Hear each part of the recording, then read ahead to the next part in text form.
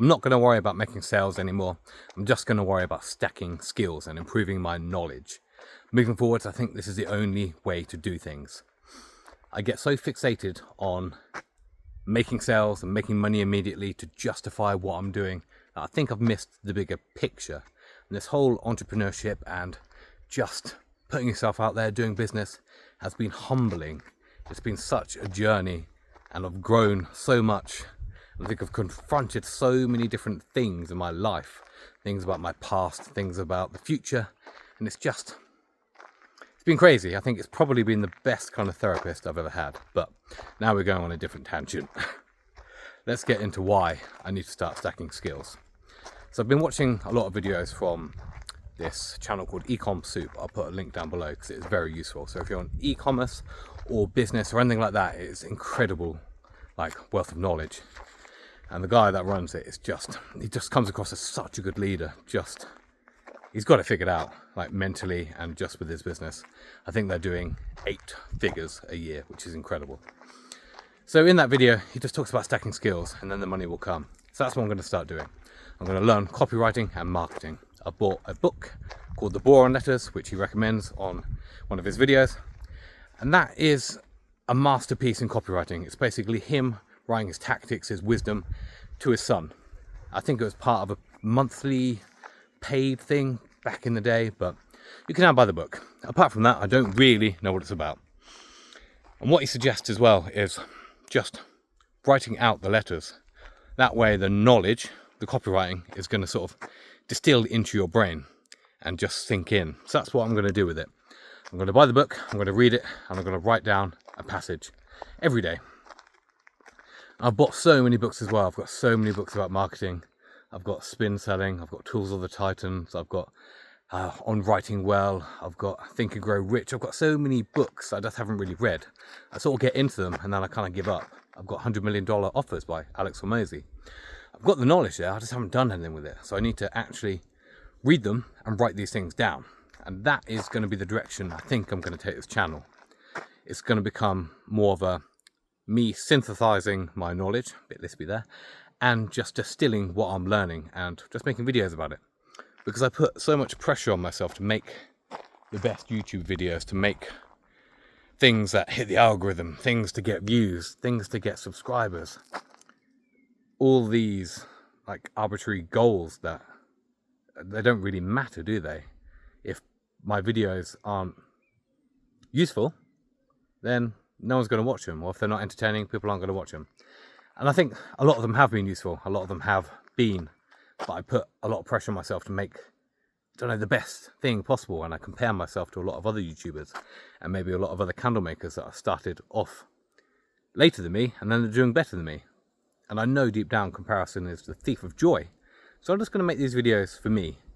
And I think if I feel like they're useful, then I'm just going to put it out there. I'm not going to worry about the metrics, the views, the subscribers and all that stuff. I'm just going to start making 2 or 3 videos a week on my dog walk about what I'm learning, what I'm putting into practice, whether it's working and whether it's failing. And then I'm just going to piece this whole journey together. Because at the moment, my candle brand it's sort of stagnating. It's grinding to a halt. Now I've got a good subscriber base. I've got a good amount of followers on Instagram. I've already got a good idea of what I'm doing. I've got the skills to make really good candles and I know they're really good. But if people can't find my product, no one's ever going to buy it. So hence the stacking the skills, the copywriting, the marketing, all that kind of stuff is what I need to learn to become the whole package, to turn myself into actual money. The more skills I have, the better I'm going to be. Then if I lose everything, I've got all the skills to build up everything again, whether it's in candle making, whether it's something else. So that was a bit of a tangent. So that's where I'm going with this. I've got that book coming. I'm going to start reading that. I'm going to start writing it out. I'm going to start looking at other books and start distilling the information and start making videos like this 2 or 3 times a week. Make little videos about what's going on and just hope it provides value to people. And for me as well, it's going to be something to look back on, especially just as I move forwards. I've been doing YouTube for a good couple of years now, and it's nowhere near where I wanted it to be. But that doesn't matter anymore. I'm just going to do it and see what happens. I've been making candles for 5 years now, and it's nowhere near where I wanted it to be. But all of these things are my fault. It's accountability, isn't it? I'm exactly where I need to be because of the steps I've taken. I've taken so many changes, so many pivots. I've stopped this. I've got shiny objects where I start doing other things which detract me from the main thing, which is actually making and selling candles. And then I get self-doubt and I get imposter syndrome and I convince myself it's not possible to make this many candles and to sell them and to do it online, and that there's better business models. But all of this is completely irrelevant. Any one of these methods work. You just need to do it, and you just need to do it well and stick at it. So that's what I'm doing now. Moving forwards with everything, I'm in a much better headspace. I'm still very tired, but I've got clarity now.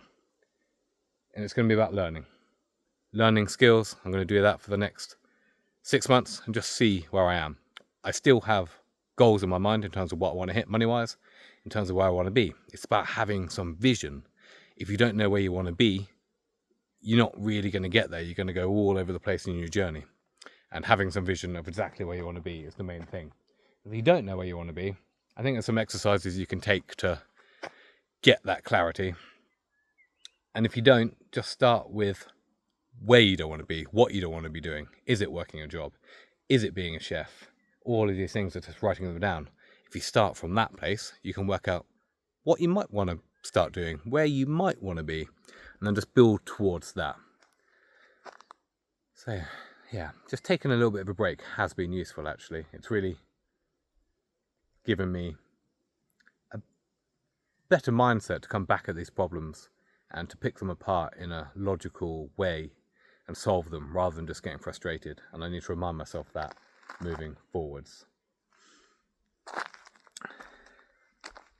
And I'm not sure if there's much else I want to say in this video. I did write some notes down because I was going to talk about a few things, so bear with me whilst I try and sit on some stinging nettles.